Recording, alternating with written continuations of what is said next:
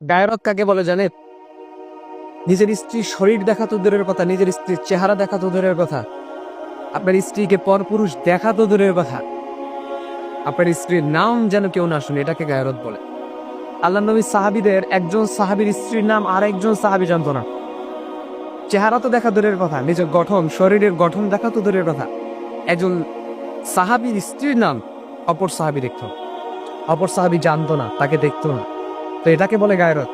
আপনার স্ত্রীকে আপনি সাবধানতার সাথে পর্দার সহিত আপনি রাখবেন, এটাকে গায়রত বলা হয়। আপনি এমন জীবন সঙ্গী বেছে নিবেন যে জীবন সঙ্গী খাদিজা রাদিয়াল্লাহু তাআলা আনহার চরিত্রের সাথে মেলে, যে জীবন সঙ্গী খাদিজা রাদিয়াল্লাহু তাআলা আনহার মতো হাজারো কষ্টের পরেও আপনার সঙ্গে থাকবে।